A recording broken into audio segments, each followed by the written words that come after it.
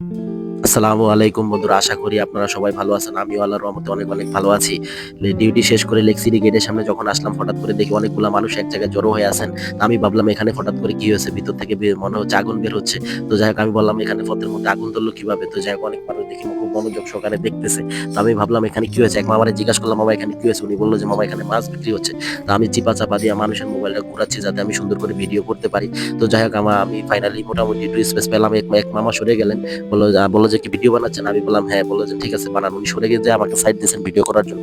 তাও আসলে সুযোগ পাচ্ছি না, কারণ এত মানুষ এক জায়গায়। তো যাই হোক, ফাইনালি আমি দেখতে পারলাম যে এখানে অনেক কোয়ালিটির মাছ বিক্রি হচ্ছে বিভিন্ন ধরনের। তো আমি কাছ থেকে না গেলে মাছের পরিচয়গুলো আপনাদের মাঝে শেয়ার করতে পারবো না। তো যাই হোক, আমি একটু কাছে যাই, তারপরে মাছের পরিচয়গুলো আপনাদেরকে দিব। তো যাই হোক, আপনি এটা ভিডিওটা কন্টিনিউ দেখতে থাকেন। তো যাই হোক, ফাইনালি আমি মাছের কাছে চলে আসলাম। হঠাৎ করে এসেই দেখালাম এখানে সাগরের বউ পোয়া না কি বলে। আসলে আমি মাছ মাছ সম্পর্কে অতটা স্মার্ট না, আমি অত কিছু জানি না। মাছের নাম, কমন কিছু মাছের নাম জানি। তো যাই হোক, এটা নাকি ভো ফোয়া বলে। তো যাই হোক, উনি এই মাছটা লেক সিটির এক সম্মানিত ম্যাডাম কিনতে চাচ্ছিলেন। তো যাই হোক, উনি লেক সিটি দাম দর করতেছেন। তো যাই হোক, এক পর্যায়ে উনি মাছটা ফাইনালি কিনেই ফেললেন। ঠিক আছে। তো ওখানে এক মামা দাঁড়িয়ে আছেন, বলছে ক্যাচিং দেন। তো যাই হোক, মাছটার দাম কত আমি তোমাদেরকে বলতেছি। এটা এখন কাটাকাটি হবে। ঠিক আছে। এই যে এই মাছটার দাম 900 টাকা কেজি করে।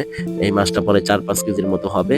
তো ওনারা কেটে সুন্দর করে প্যাকেটজাত করে দিবে সুন্দর করে। তো যাই হোক, আমি জিজ্ঞাসা করলাম, মামা এই বোয়াল মাছটার দাম কত?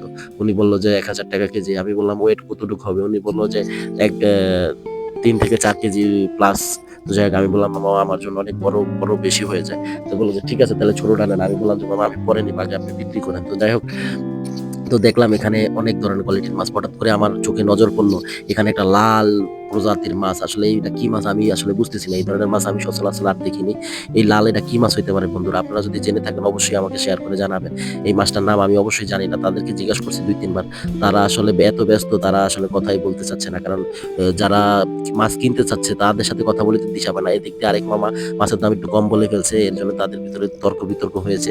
তো যাই হোক, আমি সেটা না বাড়াই, তাদের এটা ব্যক্তিগত বিষয়। তো যাই হোক, এখানে ফাইনালি অনেক ধরনের অনেক কোয়ালিটির মাছ। এখানে মাছ আছে কি কি আমি আপনাদেরকে বলি।